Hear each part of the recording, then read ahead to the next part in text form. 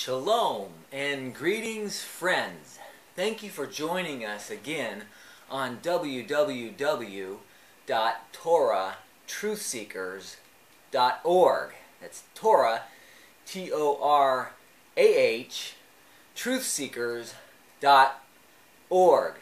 Or maybe you're catching us on YouTube and found this topic I've made titled The Unknown Perpetual Covenant. Now, the reason I call it unknown is because it is pretty much unknown today in theology, in different forms of religion, and especially for those of us with Christian backgrounds. And I have not been taught this through Christianity or through anyone, actually. So I'm going to go to the Scriptures, and I'd like you to check up on me and see if the Scriptures are what I am saying they are, and are they true? Do you believe your Scriptures? And if you haven't taken your Bible out in a while, take it out and blow that dust off your Bible, your Scriptures, if it has any dust, and clean it up and open it up. Maybe you haven't opened it in a long time. But there are more than two covenants, and Christianity mostly teaches two covenants. They talk about that Old Covenant, and then they talk about the New Covenant. And as we get into the what they call the Old Testament Scriptures, those Hebrew Scriptures, we see there's other covenants. There's other old covenants. They're just old because they were covenants made a long time ago by our Creator. Sometimes just He makes them to His people, His faithful ones, or there's a relationship and the people make a covenant. And what is a covenant? Well, sometimes we need to go back to the basics and try to understand what is a covenant. It's like a contract or something that is binding. Like we have the marriage covenant. We have business contracts or covenants today. And so a covenant is based upon agreements, and there needs to be faithfulness to those agreements. Otherwise the contracts, the covenants, can be broken. And so when covenants are broken, then sometimes there needs to be amendments or covenants in addition to that broken covenant to make it in alignment of what it should be. So we can see other covenants, like I said, in the Scriptures. We can see what we call the Noah covenant, the Noahic, however you pronounce that, covenant in Genesis. Or in Hebrew, if you're more familiar with the Hebrew, Bereshit is Hebrew for Genesis. Chapter 8, verses 1 through 9. The Creator makes a covenant saying, I will no longer destroy the earth, the people and the animals of the earth through a flood. And He says in verse 17 that it's a perpetual covenant. And you look at that Hebrew word, it can also mean eternal covenant. It's perpetual. It's going on regardless of future covenants and agreements. That was a covenant that the Creator made. And so what He says goes, and it's not based upon faithfulness or agreements of human beings. That's just a covenant that He has made for humanity that we can feel secure with. There's also the Abrahamic covenant, and we can read about that in Genesis chapter 12, chapter 13, chapter 15, and chapter 17. Wow, a lot that our Creator has promised to the descendants of Abraham. To be a great nation, an awesome nation, and that all the nations would be blessed through this nation, and also through His descendants, that all the families of the earth will be blessed through His descendants. And has that covenant been nailed to the cross or the crucifixion of the Messiah? No, it hasn't. And there's a sign of that covenant to Abraham's descendants of circumcision. Physical circumcision brings physical blessings. And we can see, look at the greatest nations, the most powerful nations. Not just Israel, being intelligent and brilliant and survivors of all these holocausts and being strong armies and technology. But look at the great nations. Circumcision is even practiced among non-Jewish peoples. And then when we look at those scriptures a little more, we see that 10 of those tribes of Israel broke off and became lost. The northern kingdom went north of the Middle East and became lost. And so we see Britain, Hebrew. Brit in Hebrew means covenant. British, if you're British or from Britain, you're a covenant man. And so we can see that the descendants of Abraham, some of the lost ones, the lost Israelites, continued north, fleeing persecution. We can see a lot of Hebrew in the Parthian Empire of the 1st and 2nd centuries A.D., and how even in captivity, those 10 tribes went into captivity in 721 B.C. That's over 700 years before the Messiah. They went into captivity, and even through captivity, our Creator has kept that covenant and made the descendants of Abraham in all nations, as he says, in all skin colors, in all backgrounds, as the stars in heaven. No matter where we're on earth, when the sky is clear, we see the stars. Every beach, every ocean we go to, we see sand, and it is so numerous. And so are the descendants of Abraham. That covenant has not been changed or done away with or nullified. And to be spiritually blessed, to be a spiritual descendant of Abraham, you have to be spiritually circumcised. That's spiritual circumcision of the heart, of our evil ways, our wrongful ways. We got to cut off the fleshly, wrongful ways from our heart. But the physical circumcision still brings physical blessings. If you want to be under the Abrahamic covenant in a physical blessing way, look at the blessings that would come in the scriptures for those who do. And if you're an uncircumcised man, you don't, as we see in the scriptures, don't need that for eternal salvation. Because even Abraham was promised before he was circumcised, he was blessed. And so we look to spiritual circumcision as, of course, the higher level for eternal life. And that's made pretty clear in the New Covenant, the Brit Hadashah, as we say in Hebrew. So these covenants, there's also the Davidic covenant. Our Creator made a promise to David, King David, that the Messiah would come from his seed. That's part of the Davidic covenant. And a special blessing for David, for being a man after his own heart. And David said, I'm dwelling in the cedar houses and wealth and like mansions of the day, and our poor Creator's been living in tents all these days. I want to build a house that's greater than the house that even David was living in, and rather than just these tents in the desert all these years. And our Creator was impressed with David. And he makes that promise, and he says that your descendants who are faithful to me, there will not be a lack of kingship or leadership for the descendants. And so, not just in Israel, there's the 10 tribes, like I said, that are lost. And so we can find, like I said, in Britain, and we can see that covenant, Davidic covenant, has continued even under nations that don't know they're Israeli blood. He knows your DNA. He knows everybody's DNA. And he will keep his covenant, whether we know it or not. These are perpetual covenants that are unconditional, that he has made to the descendants, and he can pick and choose who he wants within the seeds of Abraham, but still, he's going to keep that covenant with them.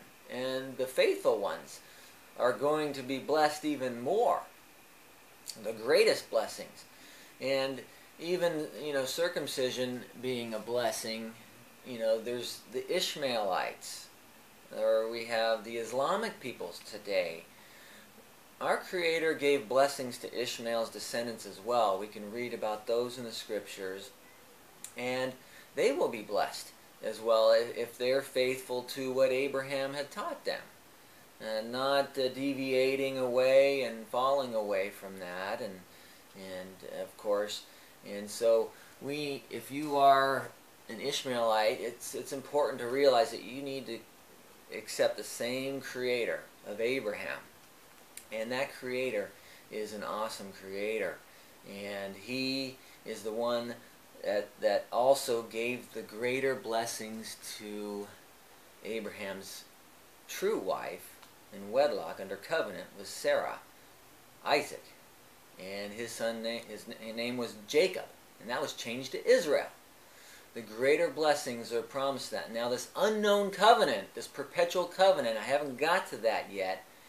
It does involve becoming grafted into Israel. If you want to learn what this covenant is and you want to be grafted in, you cannot become grafted into that same old tree that He has made this covenant with. You have to learn more about the covenants. We have to understand these covenants and where the greater blessings go to, and how we can fulfill and be grafted in, and realize that these covenants are important for us even today. But now there's this covenant that's called the obsolete covenant. I'd like to go to that first, because we need to understand what is the obsolete covenant that's spoken of in Hebrews chapter 8. Because people talk about these a lot, especially in Christianity. In Hebrews chapter 8, here is where our Creator says, in that He says, a new covenant. And the author is writing this, whether it be the Apostle Shaul, or most of you know him as Paul, and there's some good arguments and debate that he may not be the author. That's not what I'm going to push today. But it says here, the author, under inspiration of the Almighty, says here, a new covenant. He has made the first obsolete. Now what is becoming obsolete and growing old is ready to vanish away. Now, of course, he's not talking about the Noah covenant, or the Abrahamic covenant, or the Davidic covenant. Those are perpetual covenants. But what covenant is he talking about? Now, this was written before 70 A.D. The temple was still up. The sacrificial system was still in place and being performed daily, and on all the annual holy days, the feast days of the Creator. But after 40 years after the crucifixion of the Messiah, that temple was destroyed by the Romans. And this is what we need to realize. It was vanishing away. The writer, under inspiration here in Hebrews chapter 8:13, was realizing that the sacrificial system, the temple, everything was vanishing away. Pretty soon it was going to be destroyed. And of course in Ezekiel we read about a third temple, and that still has not been fulfilled yet.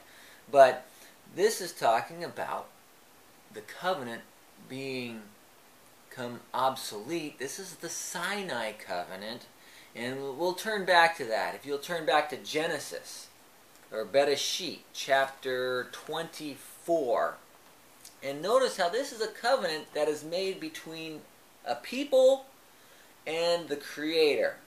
It's a relationship covenant that is conditional. It's not an unconditional covenant. It's not a covenant that the Creator makes and says this will be perpetual regardless of faithfulness to it. This is, so let me just review. This is in Bereshit, or Genesis chapter 24. It says, now He, referring to the Creator, said to Moshe, or Moses, come up unto Yud-He Vav-He. That's the Hebrew letters, or you can pronounce that as Yehovah, or Yahweh, depending on the ancient dialect you prefer. I'll just say the Creator, okay? If you think His name is too holy to be pronounced, please forgive me. If you prefer Adonai, which is Hebrew for Lord, or whatever title you want to use, I'm just going to say the Creator here. you and Aaron. He's speaking to Nadab and Abihu and the 70 elders of Israel, and worship from afar. And Moshe alone shall come near to the Creator. But they shall come near. They shall not come near, nor shall the people come up with him. So Moshe came up and told the people all the words of all the judgments. All the people answered with him with one voice and said, all the words which our Creator said we will do.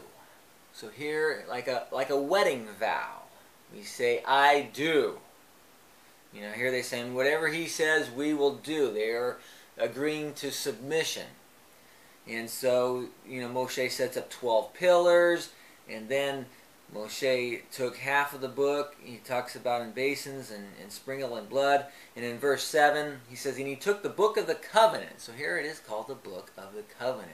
So the Creator said, okay, well, I'll put down the standards of this covenant. You say you're going to obey me. Okay, this is what I expect my people to live by. You know, here's the 10 that I wrote with my own finger. And here they are still at Mount Sinai here in verse 24. It says, and Moshe took the blood and sprinkled it on the people. And this is from the sacrifices. And behold, the blood of the covenant which the Creator has made with you according to all these words. And so this is a covenant that was made between the people and the Creator here. So how does this relate to the unknown perpetual covenant? I still have not given that out in this message yet. Hopefully I've enticed you a little bit. Hopefully you're still listening. Because if we turn 7 chapters later from this chapter 24, and those of you who know Scripture know 7 is a very important number. It's a very meaningful number of completion or perfection. We find that number throughout the book of Revelation, the last book that was written by the apostles, the Apostle John, in fact, and the last one to be alive of the first century of the original 12 there. And so we see that numbers are important to our Creator. They don't, you know, there's no absolutes to numbers, but we know that they do have meanings to them. And so let's turn 7 chapters later, 7 being an important number to consider. What could be 7 chapters later? We're going to find a perpetual or an eternal covenant that our Creator makes. And notice this, it says, and the Creator spoke to Moshe. 7 chapters later, speak to the children of Israel, saying, surely my Sabbaths, or in Hebrew we say Shabbats, my Shabbats you shall keep, for it is a sign between me, him, and you throughout your generations, that you may know that I am the Creator. Yud He Vav He. I am the Creator. It shall be a sign who sanctifies you. And sanctifies means set apart. It can also mean to make you holy, to make you different. And you shall keep the Shabbat. Therefore, for it is holy to you. Everyone who profanes it shall be put to death. And of course, this was connected with the what we call the Old Covenant, or the Sinai Covenant. They're still here at Sinai, but we know that this is, our Creator makes this a separate covenant. Knowing that the death penalty, the penalties that were written against us would eventually be paid for through a ransom. But he continues here, therefore the children of Israel shall, in verse 16, shall keep the Shabbat. Backing up to verse 16 or 15, work shall be done for 6 days, but the 7th is the Shabbat of rest, holy to the Creator. Whoever does any work, as I mentioned, shall be put to death. Now verse 16, therefore the children of Israel shall keep the Shabbat. Keep the Shabbat. To observe the Shabbat throughout their generations as a perpetual covenant. Or even in the Tanakh here, in the Hebrew scriptures, they translate it as eternal. It is perpetual. It is a sign between me, our Creator, and the children of Israel forever, for 6 days. Now here he says, for 6 days the Creator made the heavens and the earth, and the seventh day he rested and was refreshed. So he's reminding, this pre-existed the Jewish people, the Israeli people, by over 2,000 years. The Creator set the example. And now he's making a perpetual covenant that he wants, if you want to be like him, well, here's one example that you need to become like him if you want to be part of this covenant, the perpetual, eternal covenant. And Paul makes it clear in Romans chapter 11 that if we're Gentiles, and that includes Ishmaelites, descendants of Ishmael, Islamic people, or Gentiles, Greeks, or any Gentiles, unbelievers, uncircumcised, any that we're just simply wild branches here that have never been part of the tree, or maybe we're lost Israelites and we've been cut off, or branches that have been trimmed and pruned off the olive tree. And in Romans chapter 11, we need to be wild branches grafted back in. And those who know farming know that you split a tree, you put a branch into it, and then it grows from the original tree. It's not a replacement theology.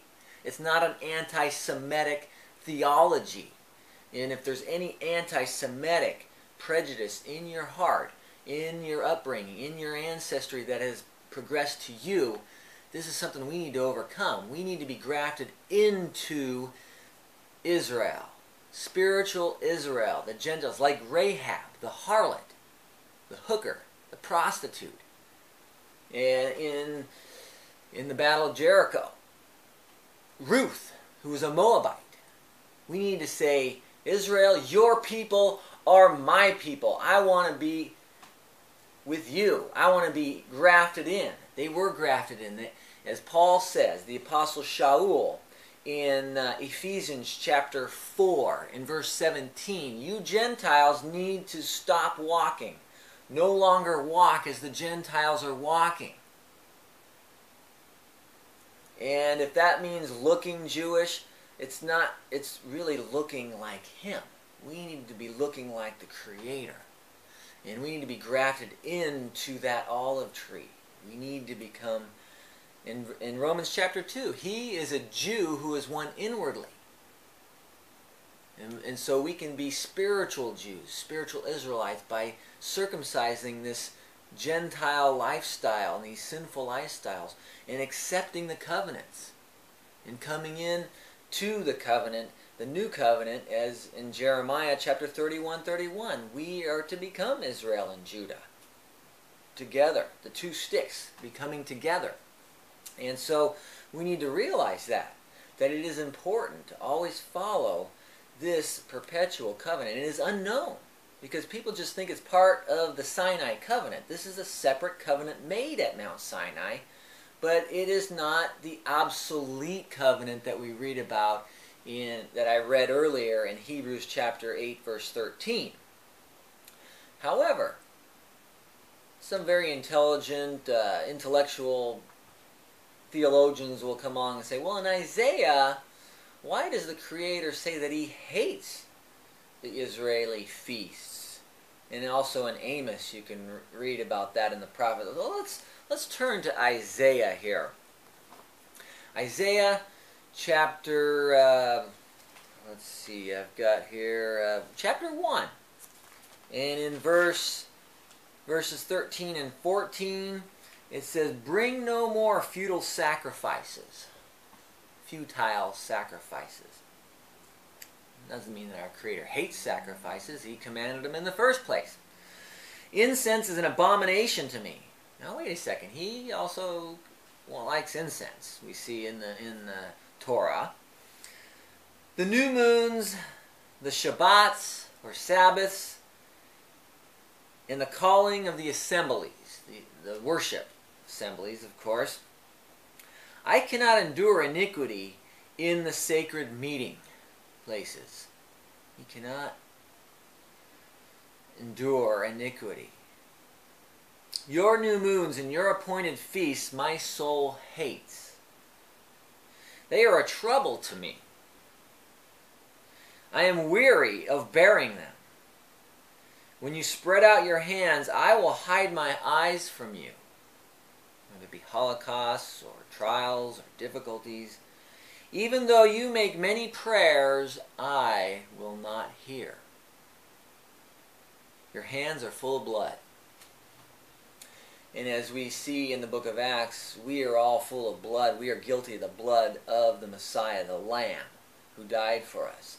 And so, if He's not hearing your prayers, if He's not listening to you, or you feel that way, well, perhaps, you need to pursue harder and further and deeper in a relationship with Him and be grafted into His people and accept His perpetual covenants.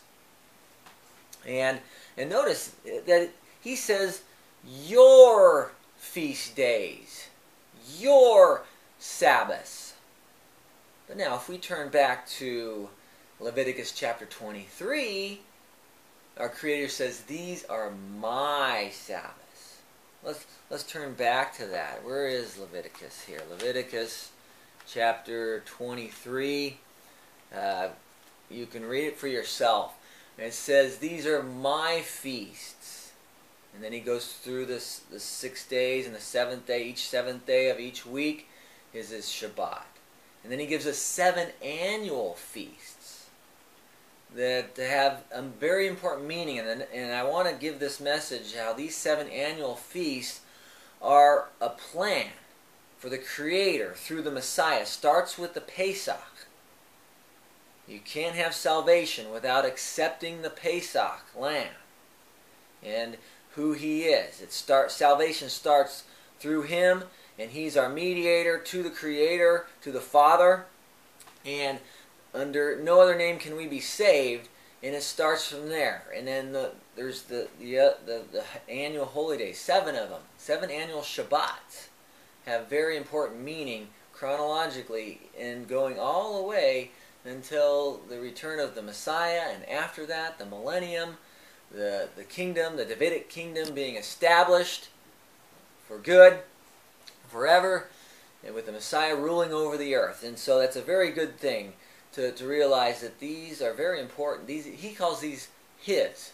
Now what happens is mankind likes to change His Shabbats, His feast, and maybe take some of the old things and combine it with wrongful ways or their own ways, as we read about in Deuteronomy chapter 12. Before we go to Deuteronomy chapter 12, you can see that these feast days were prophesied from Genesis chapter 1 verse 14. He says the 2 great lights, one to rule the day, the other to rule the night. We know the sun and the moon and the stars also were created for seasons. That Hebrew word is moedim. It doesn't mean spring, summer, winter, fall seasons. The Hebrew is moedims, appointed times. Just take out your Strong's Concordance, and you'll see that Hebrew word is talking about feast days, sacred assemblies.